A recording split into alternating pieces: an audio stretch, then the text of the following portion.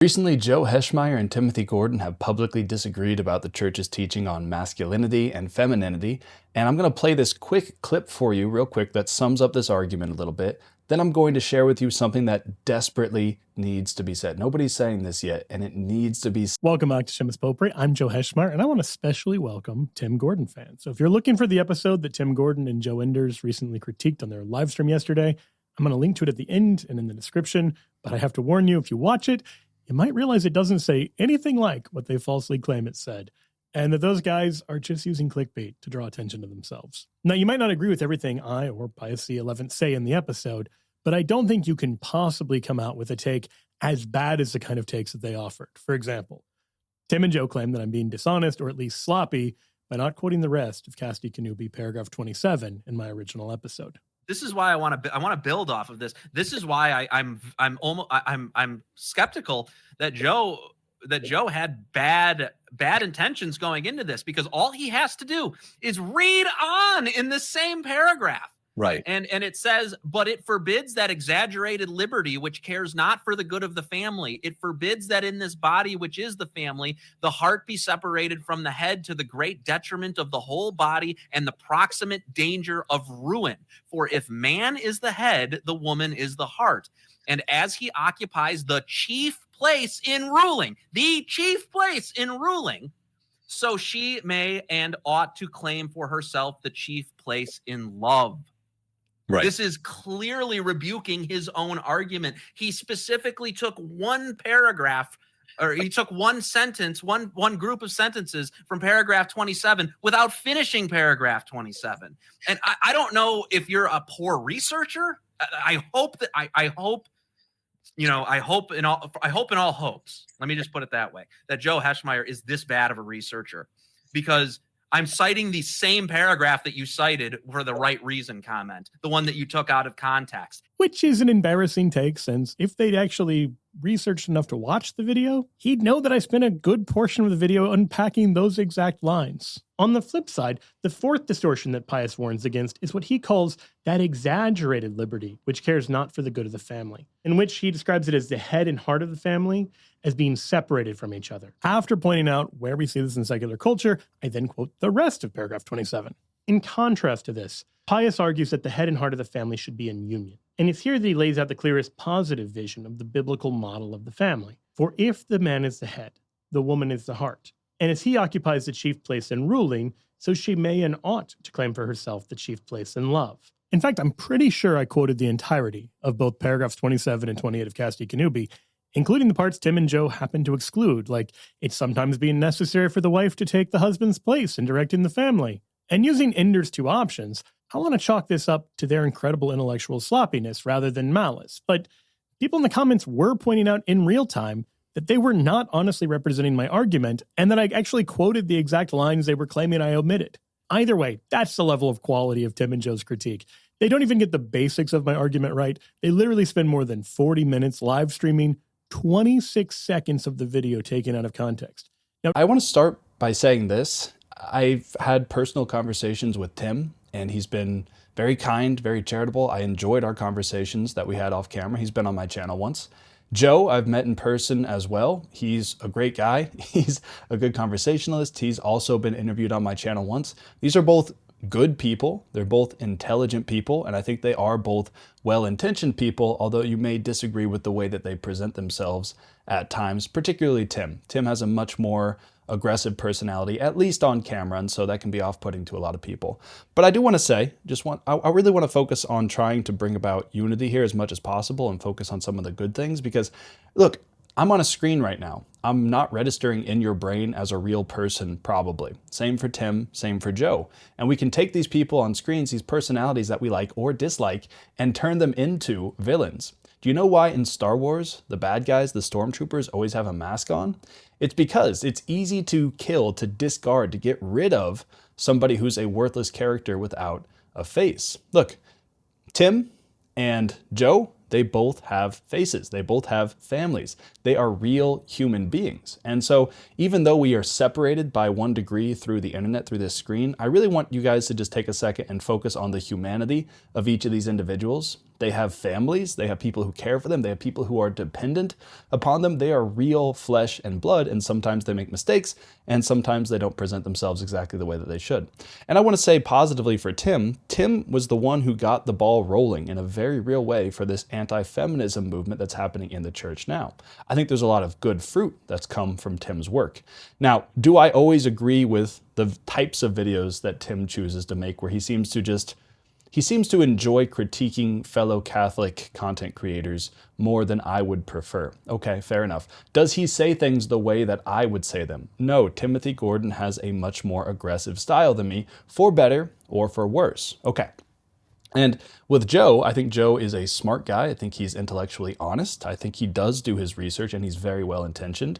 I think that he works with Catholic Answers. He does a lot of good work. So both of these guys have pros. They have good things that they've brought to the table over the past year, 3 years. And I really am saddened whenever this type of thing happens within the church. If Tim makes a reaction video to some Protestant saying something crazy or some Orthodox, so be it. Take the gloves off, have at it. That's somebody who's outside of the household of God, and it could be useful for people to have them publicly stultified. That can be edifying for people. But this type of in-house fighting, it's not good. It's not salubrious. It's not useful for the kingdom of God. It's a bad look for the Catholic Church. Anytime you disagree with somebody, it doesn't constitute that you need to make a reaction video explaining why they're wrong and why the church condemns their position. St. Thomas Aquinas in the Summa makes it very clear that we have a moral obligation to judge others as charitably as is prudently possible. Meaning what?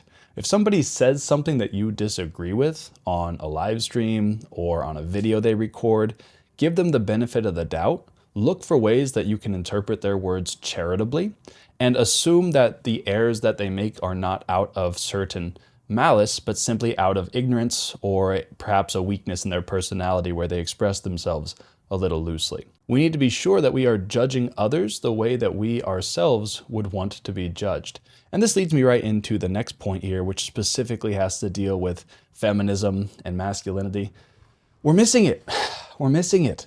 The Bible tells us that husbands ought to love their wives as Christ loved the church. And we love to point to the crucifix as the ultimate example of that. But that's not the only time that Christ loved the church. Christ loved the church when John the Baptist had just died, his cousin, who he loved. He goes to be alone, to mourn, and people come to him, and he has compassion on them.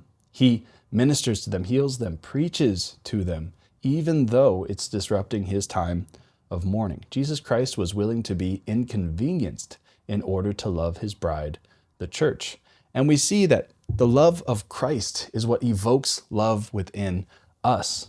In 1 John, St. John says that we love God because he first loved us. In theology, there's this concept that God's love causes, whereas our love is caused.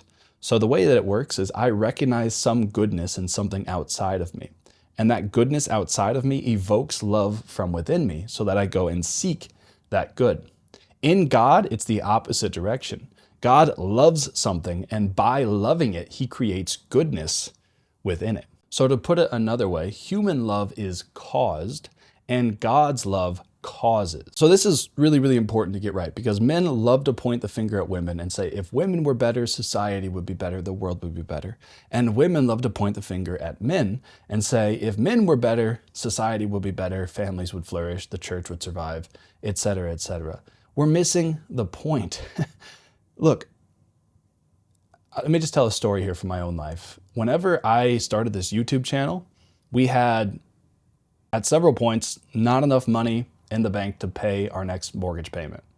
We were down to the wire. And the reason that this was able to work, the reason that I'm able to do this today, able to stay home with my wife and kids, able to teach people, minister in this way online, is 100% because of the faith, the unreasonable, to a certain degree, hope that my wife had in me. I told her I wanted to quit my job when I had 89 subscribers on YouTube so I could pursue this ministry online. And she believed in me. She supported me every step of the way. It's because of her faith in me that I am who I am today. If my wife hadn't been faithful to her vocation, I wouldn't be able to do this. If my wife hadn't believed in me, trusted in me, loved me, ministered to me, put my own needs above her own in very real ways, I would not be able to do what I'm doing today. They say behind every great man is standing a great woman, and that's true in a very real way. The only reason that anything has come out of this YouTube channel is because of my wife's sincere efforts and her fidelity to her vocation.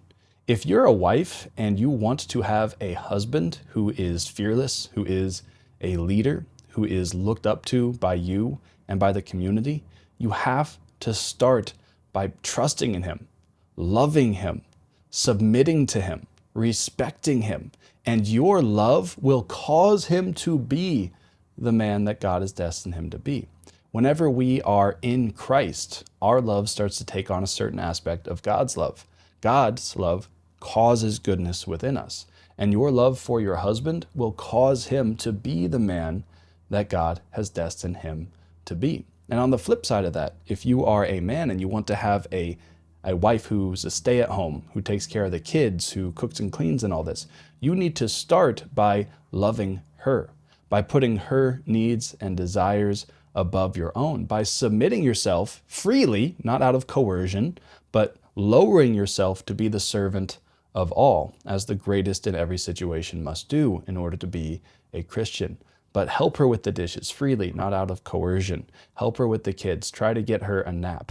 All these things.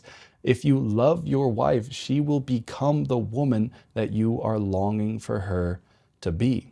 We all want, this is what we're getting wrong. We all want to be loved and to receive love, to receive service, to receive honor, dignity, power. We want to receive. And because of that, we're looking to other people to solve our problems. Men look to women and say, you should be better, then my problems would be solved. Women look to men and say the same thing.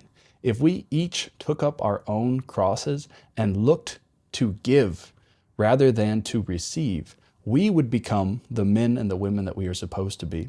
And our spouses would be absolutely unlocked. Their vocations would flourish.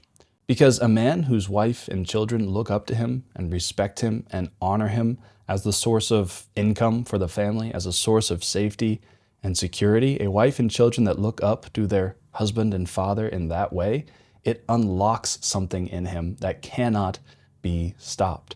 So if you want a husband who provides for the family, if you want a husband who is going to be the man of your dreams, start by loving him, serving him, honoring him, submitting to him as much as you can. And if you're a husband and you want a wife who's going to stay at home, take care of the kids, be a beautiful model of femininity, you have to start by loving her, by freely making sacrifices that show that you care for her, by willing to be inconvenienced happily in order to satisfy her, in order to please her. If she sees you going out of your way just to make her happy, you have no idea what that unlocks in a woman. So let me close by saying this video is not about critiquing Tim or critiquing Joe or anything like that. This is just simply pointing out that on a practical level, if you want your family to flourish, you must sacrifice for them. You must lay down your life for your bride, for your children, for your family. And that starts with inconveniences. It's easy for men to go to war and be martyred. It's actually relatively simple, I think, in the grand scheme of things. Every man wants a crusade in a very real way. But your crusade as a husband and father starts with the small things, helping your wife to do the dishes, taking your wife out on a date night, making her feel special, feminine, loved. Those types of activities will unlock and produce something in your wife that will make her into the woman that God has destined her to be. As the husband of a wife, you must love her first, and your love will cause something beautiful within her. So my invitation to any wives or husbands who may be watching this is point the finger at yourself first. Start with your own failings and seek to serve the other person as much as is possible. If we do that, we point the finger at ourselves and away from our spouses, then we have an opportunity to become saints. And this is the model. Jesus Christ, the Son of God, was the only person ever who could have said, that's your problem, not mine. But he does the exact opposite. He takes on to himself all the problems, all the inconveniences, all the sins of the entire world. And as a husband, you are called to love your wife in the same way that Christ loved the church, in the great things and especially in the small things, because he who is faithful with little will be entrusted with much. And before I forget, I just want to say that, yes, I'm talking about masculinity and what it looks like to be a good husband and father. I do not hold myself up as a perfect example of this, not by any stretch of the imagination. I'm often lazy and selfish and focused on my own needs and desires rather than on that of my wife and my children. And it's been the goodness, the faithfulness, the humility, the charity, the joy of my wife that has made everything in my life just explode with purpose. If you want to have a good and holy husband as a wife, love him, trust in him, believe that God is going to provide for you and your family through him. And if you do that, it unlocks something unbelievable and inexpressible within a man. And the very last thing I'll say is my wife is due with a baby literally any minute now. We could be having a baby tonight for all we know. So I don't do this very often, but if you watch my channel often and you benefited from my work, please consider supporting me and my family on Buy Me a Coffee. This month is going to be much slower as far as work goes, and so any little bit that you would be willing to give on Buy Me a Coffee would be really appreciated. That's going to go to directly supporting me and my family, helping us to pay the bills. So if you are able, please consider supporting me on Buy Me a Coffee. I'll put a link in the description, and thank you in advance. God bless you.